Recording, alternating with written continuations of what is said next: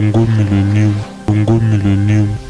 Mbote na bino bandeko balandi ya Congo Millennium, mais surtout bandeko nyonso bolingaka émission l'invité journée à lelo penza po na bino toyambi moko ya ba journaliste peu ya Kinshasa peu partout parce que aebani déjà na kombo ya Matika Songo.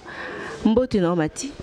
Ouais, mbote na serna biso vraiment mon biso ba homme de parole. Vraiment quand on dit quelque chose on réalise quoi. Naza na ba question za yo réponse za ngosanga donc sara na ngai tara. Dans la vie que bato mingi ton bota déjà le bon mona kele penze za royinda parce que Matika Songo nzamba polémique ou penzo okima ngote parce que Matika Songo soto lobela yo tozo lobela to mona déjà que yo muta polémique Matika Songo peut savoir d'abord parcours na yo osa ba étude nini parce que ton total plus a olobela penza likambo ngote osala métier ya journaliste to ndengene. Je passais à l'INA, en 2010, dans la salle d'animation culturelle, dans animateur de profession vraiment.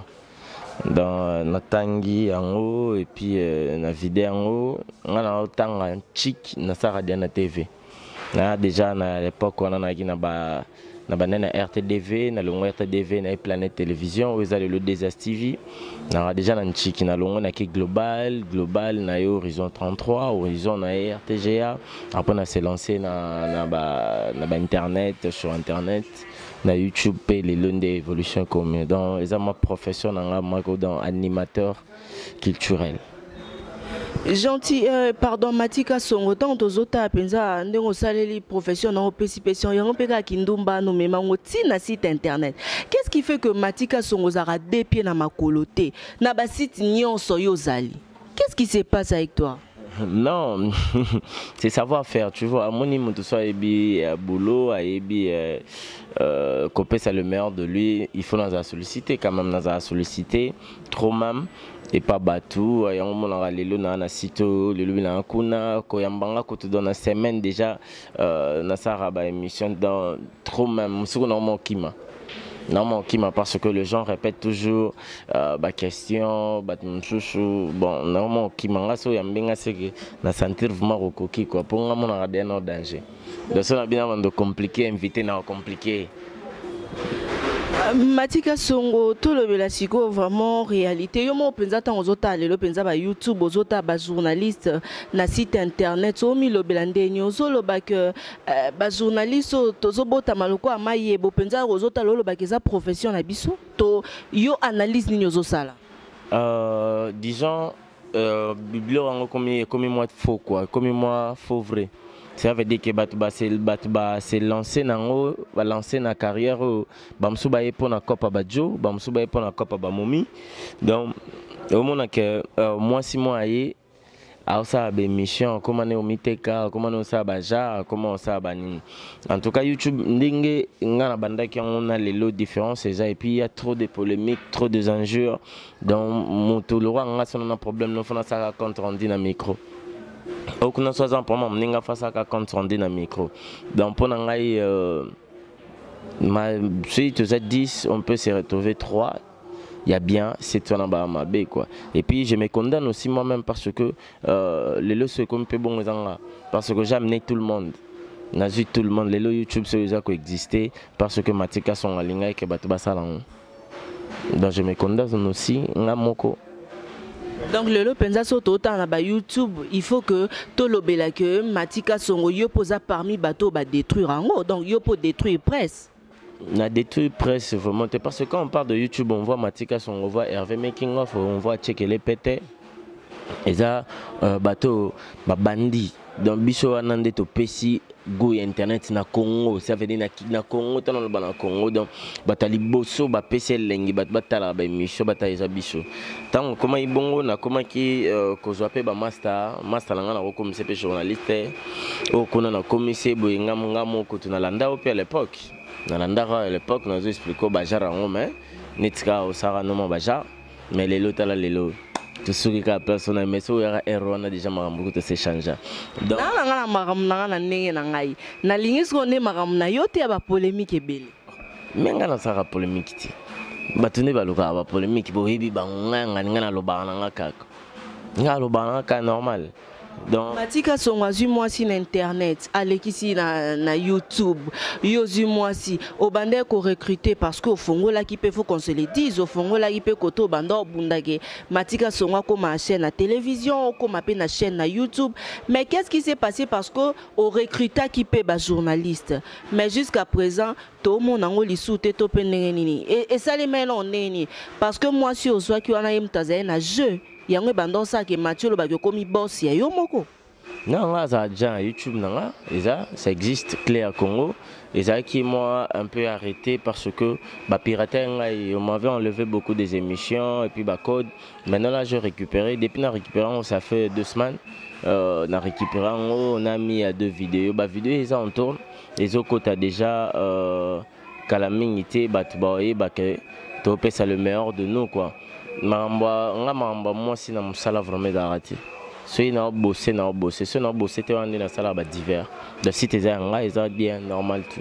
Na recruter batu bazali tant ba émission côté na site na beto mona ba émission ba musu ba kende qui parce qu'on avait arrêté.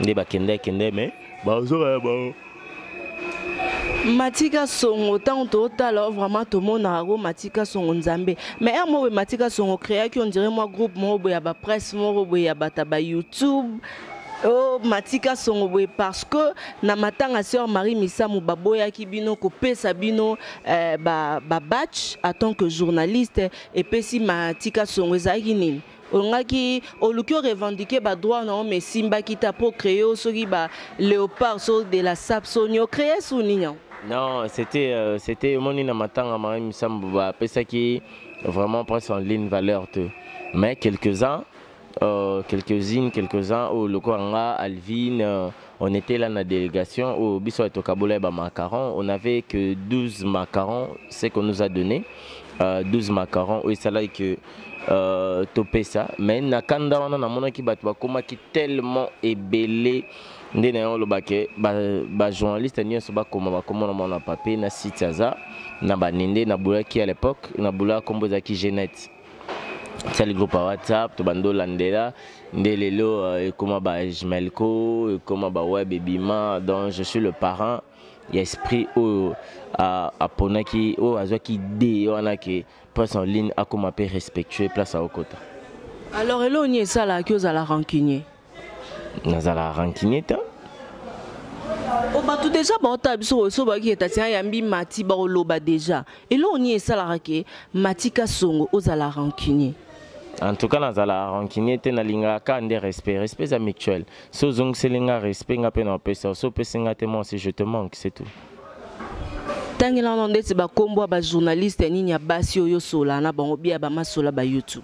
Na sola na bango tout presque ba Gloria, ba Sarah Ramazani, ba Christelle Mamou, ils sont nombreux là. Karine Mokondi la baronne na sola pena. Matika Songo un moment pena publication na ba réseaux sociaux Matika Songo ba publier au tacle. Pourquoi? Parce que Matika Songo au bando tekisa ko bima na basi ya batu ya poto ya ngala ba publier ke mutaka la toneni. Non, publication nanga ça fait une date, ça fait longtemps et ça qui bolingo ça qui entre filles nanga il y a ça la bon. Disons moi je m'occupe pas de cela bon ba ça la mamna bon ko publier mutu et ça cause na honte ko publier mutu ça ko baxela et ba ko publier mutu ça ko pesa mutu son pifo na valeur tu vois nga ce ko ba baxela ngandem pifo na valeur quoi donc il fallait bomba ninga pona za privé na mais ya bimisa kita lelo et puis nga na radio quoi na radio na sala mam tout bien. Matika Songo entre Matika Songo na Freddy Akimbe na sala muninga. Ngam na sala. Mais pe côté kuna lobi game ta sala yo po ba image za kinde. Image wa. Image za kinde ni.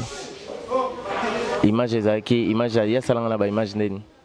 Expliquez biso na to ba yo sala non nen. Non bon disons nzamba sala yi mais nga na pesa ka opportunité ya koleka comme journaliste na edae na côté na monde. De la façon encore que ça là c'est un peu dire. Alors là on y ça là que beaucoup na ba rancune ndengwana parce que yé penza ya moi ça la mission au monde na kier moko boy pena moi kombo na nenga faux. Pour ni beaucoup battre la ki bonde côté. Remerciement à Congolais à la Cabon. Congolais, on est qu'à Congolais. Tous ces pays ici-bas, c'est tout. Moi, je connais rien. Rien du tout. Surtout après Matika sont les là le babou c'est que vraiment Freddy Akimbe ça là trop pour nayo hein parce que tu regardais ndengozo loba ma etondi on dirait na miso pourquoi? Non, rien du tout. Moi, c'était Freddy Akimbe, c'est un frère à moi. C'est un frère tout en année banchik. On est bien, tout vivana et bien, tout ala bien, tout aux années dernièrement. Les 14, tout akina et puis tout quoi. Normal, ma soeur les bien. Une dernière question, Yakoyeba, Tolukana no Toyeba, Matika Songbabio, Moussa Nanso moi la moitié pour former un site internet, il faut quoi bimana et pourquoi? Bah on a bimana ba on baya oloba. Toba mona qui est déjà na bima baya oloba langai qui na bima. Vrai ou faux? Il y a des questions toi on a besoin c'est un mituna. Faux. Et ça faux? Oui. Matika Songo, na moi mokuse penza analyse nini ozosa na musique congolaise lelo? Musique est bien, ça évolue, to comme musique, to comme kota ba world, to comme kota ba mboka libanda, to comme kota mambebele bele en tout cas, musique est kimia, musique a évolué, ça avance bien. Un mot de la fin par rapport ya baignon so ba Holanda lelo na Congo Millennium. Congo Millennium, merci. Mboya mbaye bien, malgré batabaraka biso to bangaka bango. Donc, na CP vraiment de émission, on a besoin si la thème na commune de pe lokwa na ko s'appelle musala le roi yo. En tout cas, question qui to coach et ça va bien quoi. Merci. Lusandou et merci aussi à papa papa Ricky Dibendi Motema et à maman Jolie Dibendi la pomme verte. Merci beaucoup à vous et merci également à celui qu'on appelle Yeba Bengaraï de Gueule Mavinga le roi. Vraiment, Motema, il y a Yemoko, de Gaulle Mavinga, le roi, Motema, il y a la reine Agnès. La reine Agnès. Nabosani Amede Makenzi, à Sandra Maya, Nabosani Picho Pacha Sotali Konko na Norvège, Napesi Mbote na Christian Kossi na Ran Poisson na eza petit Sacha Napesi Nesha Pindi pleine de grâce Napesi Merimbate Napesi Didio comme on a Birmingham Napesi Binonioso bolinga matika songo men bon rappelle-moi si naoti bino tu bolinga matika songo napesi Nadine Lukombo mitongo pe mbote place aza napesi bino tu o bolinga matika songo mbote matika songo ti si o bali no rate yo za bon point to luka to yeba to bali ka te ti si ko po na ozelo pesa madame bo non to za divorce ba été to bala enani na boki déjà rande to lobi wo bala ki nani tema bobi na kombo na te ok na Stella metoka bona Matika son Kimi biso vraiment pour bien zaina Stella mais basi bakabwana na bango et merci à tout le monde bozé belé boyebi Boza tellement ébélé, je vous aime beaucoup. Merci à De Gaulle Mavinga le roi, Motema ya la reine Agnès, on a attaqué Mafumbe. Merci aussi à la pomme verte, maman Jolie Dibendi, Motema, papa Ricky Dibendi, je vous aime beaucoup. Merci à tout le monde d'être branché, scotché na Congo Millennium. Merci Yeba Benga Claude Ponda qui toque. Merci aussi, Boza tellement ébélé, Bolinga Tatiana, Boportanga, ya Willy Star, Yemei. Merci à Tadi Moussansina, Bolinga Rabon. Merci aussi à Irène Bailou. Merci à Des Samou. Merci à Vie Os Osango.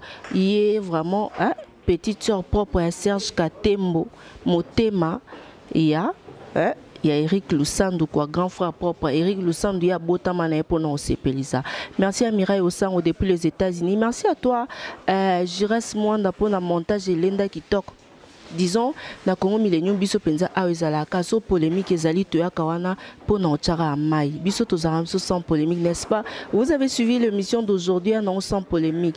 Tu as tout éclaircir, tout ça le point sur les i. Donc c'est tout. Merci beaucoup et merci à Jordad, merci à toi Jordad, merci à tout le monde, merci à tout le monde de nous avoir suivis. Il y a Lolita Ouakou, moi c'est qui toque. Merci beaucoup à toi. Namona qui vraiment ça l'a bien. Merci à tout le monde, n'est-ce pas? Tout le monde, non? Merci encore une fois à celui qu'on appelle Nadine Kadiché Motema Vios au sang. Voilà, et merci aussi à tout le monde. Cécile Osang, Motema Serge Katembo, Boza tellement ébélé Bolinga Tatiana. Donc portez-vous bien d'ici là. Donc Boboto Bondeko, Eko Bakorenye, Namabota Ambino, Sonzamba Zongite. Retrouvez-nous prochainement avec un autre numéro. Allez, au revoir. Congo